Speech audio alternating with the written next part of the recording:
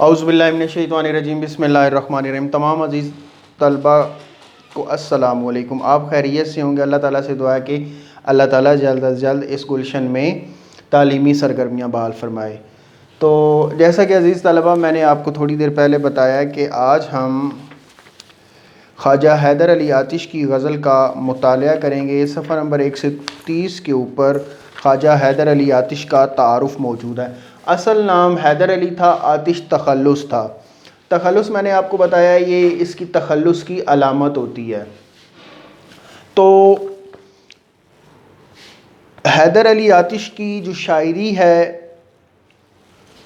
इस शायरी के अंदर दिल्ली और लखनऊ का इम्तिज़ाज मिलता है। ये ग़ुलाम हमदानी मसफ़ी के शागिर्द थे। शायरी में इन्होंने उनकी शागिर्दी इख्तियार की।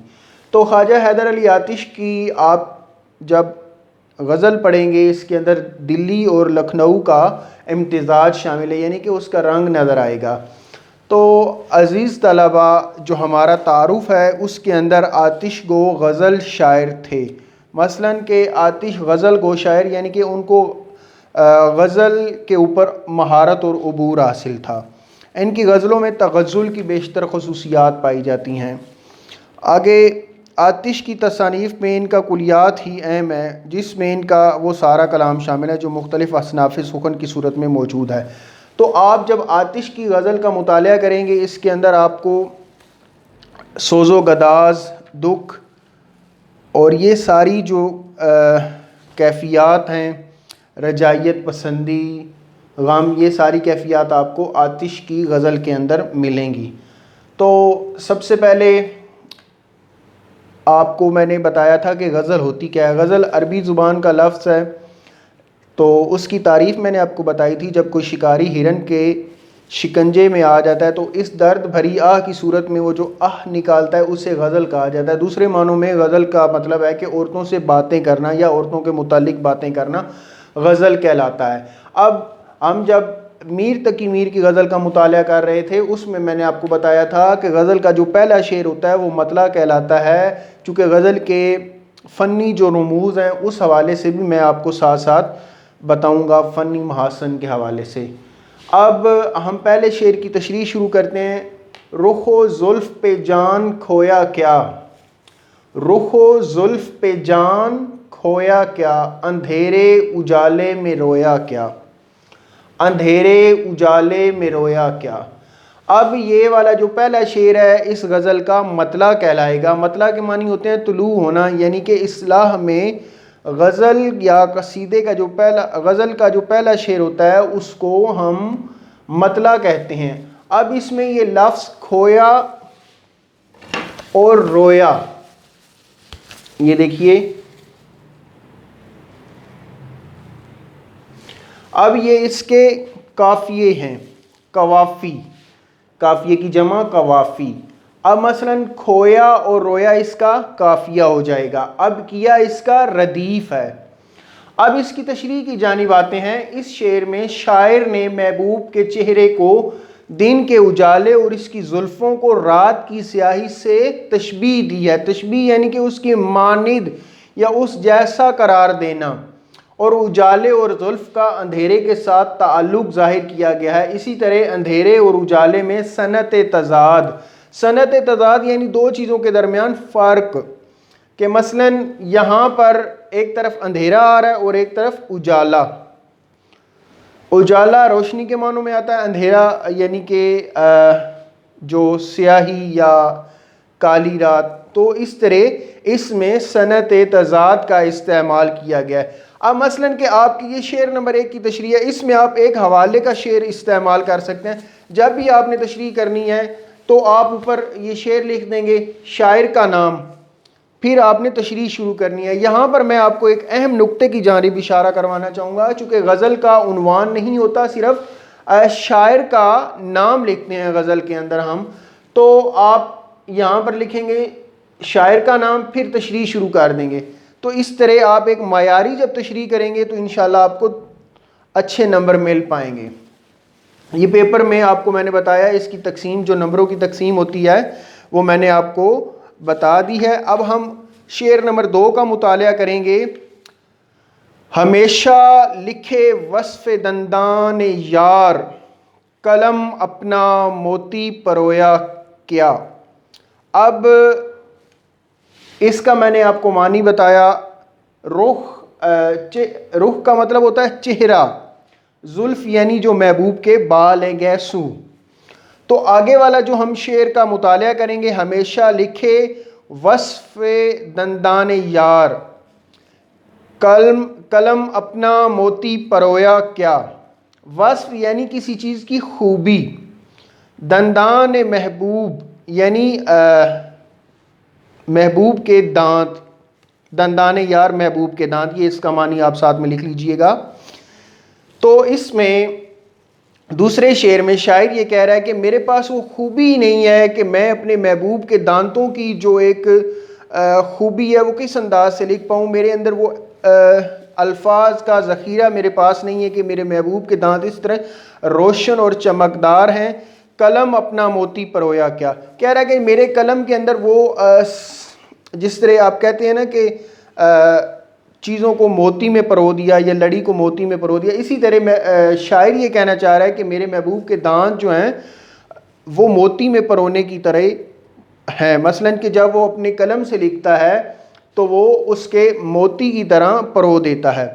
تو اس میں چونکہ آتش غزل گو شاعر ہیں، ان کی شاعری کے اندر میں نے آپ کو پہلے بتایا تغزل کا عنصر نمایاں ہے، اور وہ اپنے محبوب کے متعلق جو اس میں شاعری کر رہے ہیں وہ ان کی خالص شاعرانہ مزاج کے حامل شاعری ہے، چونکہ وہ فی البدی شعر کہنے کی ان کے اندر اللہ تعالیٰ نے صلاحیت رکھی ہے، یعنی کہ وہ خود بخود ہی منظر کو دیکھ کے شعر کہہ لیتے ہیں۔ اب آگے، کہوں کیا ہوئی عمر کیوں کر بسر، میں جاگا کیا بخت سویا کیا۔ بخت کا مطلب ہے قسمت۔ اب اس میں شاعر یہ کہنا چاہ رہا ہے کہ حالات کچھ اس طرح ہو گئے تھے کہ میری عمر جو ہے وہ ساری زندگی جاگنے میں ہی گزر گئی، میرا بخت کہاں سویا تھا، کہ مثلاً کہ میری تو یہ خواہش تھی کہ میرے محبوب کا مجھے دیدار ہو جائے، تو یہی میری قسمت اور یہی میرا سارا کچھ ہے۔ لیکن وہ کہہ رہا ہے کہ ساری عمر تو میری جاگتے جاگتے گزر گئی، لیکن وہ میری قسمت کا ستارہ ہی نہیں جاگا، یا میری جو قسمت ہے وہ جاگی نہیں کہ میں اپنے محبوب کو دیکھ پاؤں۔ تو اسی طرح نازکی اس کے لب کی کیا کہیے، پنکھڑی ایک گلاب کی سی ہے۔ تو یہ محبوب کے حوالے کا آپ شعر لکھ سکتے ہیں۔ آگے وہ کہہ رہا ہے کہ رہی سبز بے فکر کشت سخن، کشت سخن یعنی شاعری کی کھیتی، نہ جوتا کیا نہ میں نے بویا کیا۔ اب اس میں شاعر یہ اس کے اندر صنعت تضاد کا استعمال ہوا ہے، مثلاً جوتا اور بویا۔ مثلاً کہ آپ کسی بھی کوئی بھی بیج لگاتے ہیں تو اس کو بونا اور جوتا یعنی کہ کوئی بھی کام کر رہے ہیں تو اس کے لیے آپ جو مثلاً کہ آپ جانور وغیرہ ہیں اس کو جوتے ہیں یا کوئی بھی بیج وغیرہ بوتے ہیں، تو اس میں صنعت تضاد کا استعمال ہوا ہے۔ تو اس میں شاعر یہ بتانا چاہ رہا ہے کہ رہی سبز بے فکر کشت سخن، نہ جوتا کیا میں نہ بویا کیا۔ شاعر اس میں یہ کہنا چاہ رہا ہے کہ میں نے ساری زندگی شاعری کی ہے، چونکہ میں نے آپ کو پہلے بتایا فی البدی شاعر تھے، اور کوئی بھی منظر دیکھتے تھے تو اس کے متعلق شعر کہہ لیتے تھے۔ تو اس میں وہ کہہ رہا ہے کہ جو میری شاعری کی کھیتی ہے، میں نے بویا ہی وہی کچھ ہے جو میں اس کو کاٹ لوں یا جو لوں۔ مثلاً کہ وہ کہہ رہا ہے کہ میں نے ساری زندگی جو شاعری کی اپنے محبوب کے اوپر کی ہے، اس کے متعلق شاعری کی ہے۔ تو اس میں آگے والا جو ہم شعر پڑھیں گے، برہمن کو باتوں کی حسرت رہی، خدا نے بتوں کو نہ گویا کیا۔ حسرت یعنی آرزو، برہمن یعنی یہ جو بتوں سے باتیں کرتے ہیں یا بتوں کی پوجا کرنے والے ہیں۔ خدا نے بتوں کو نہ گویا کیا، گویا یعنی بولنے کی طاقت عطا ہونا۔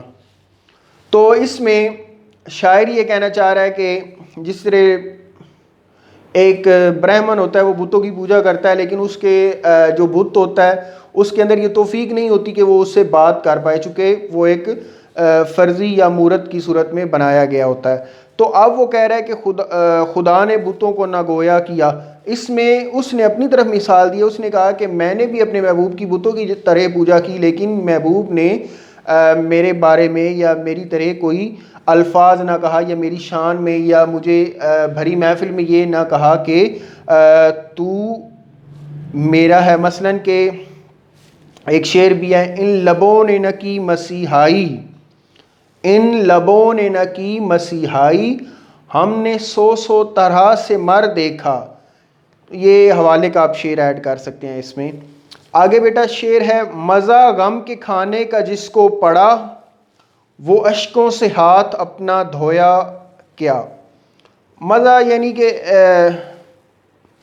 غم کے کھانے کا جس کو پڑا، وہ اشک یعنی آنسو بہانا، ہاتھ اپنا دھویا کیا. دھویا یعنی کھو دینا.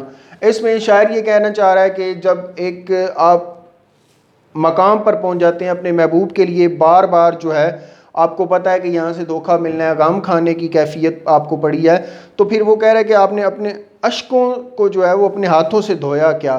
کہ آپ کے اندر یہ طاقت نہیں ہوتی کہ آپ اپنے اشک کو اپنے ہاتھ سے دھو سکیں یا پونچھ سکیں، چونکہ اس قدر ذلت اور رسوائی اس نے اٹھائی ہے اپنی شاعری کے ساتھ ساتھ اپنے محبوب کے لیے اس نے جو شاعری کی ہے، یا اس کے محبوب نے اس کی مسیحائی نہیں کی. آگے بیٹا ہمارا آخری شعر ہے، زن خداں سے آتش محبت رہی، کنویں میں مجھے دل ڈبویا کیا. زن خداں یعنی ٹھوڑی. اس نے محبوب کے، جس کو انگریزی میں آپ لوگ ڈمپل کہتے ہیں، یعنی کہ یہاں پر جو چاہے زکن یعنی ٹھوڑی کا کنواں. بعض اوقات انسانی جو وجود ہوتا ہے، بعض انسانوں کے یہاں پر ٹھوڑی کے نیچے ایک تھوڑا سا زن خدا یعنی چاہے زکن یعنی ٹھوڑی کا کنواں موجود ہوتا ہے، جس کو انگریزی میں ڈمپل کہا جاتا ہے. تو اس میں آتش کا تخلص استعمال ہوا ہے، تو اس کو ہم غزل کا مقطع کہیں گے. مقطع کے مطلب ہے کاٹنے کے. تو اس میں شاعر نے اپنا تخلص استعمال کیا ہے. تو شاعر یہ کہنا چاہ رہا ہے کہ مجھے تو جو محبت ہوئی ہے محبوب کے زن چاہے زکن یعنی زن خدا یعنی ٹھوڑی کے نیچے جو اس کا کنواں ہے، مجھے تو اس میں بے انتہا محبت رہی. کنویں میں مجھے دل ڈبویا. کیا کہہ رہا ہے کہ میں نے بار بار اپنے محبوب کی، میری خواہش اور حسرت یہی ہوتی ہے کہ میں محبوب کے یہ جو چاہے زکن یعنی کہ ٹھوڑی کا کنواں دیکھوں، اور میری جو حسرت ہے، میری خواہش ہے یہ دیکھنے کی رہی. تو اسی طرح وہ شعر میں نے آپ کو تھوڑی دیر پہلے بتایا کہ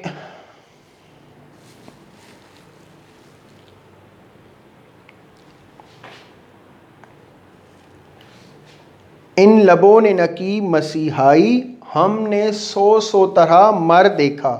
ایک اور بھی شعر ہے، نازکی اس کے لب کی کیا کہیے، پنکھڑی ایک گلاب کی سی ہے.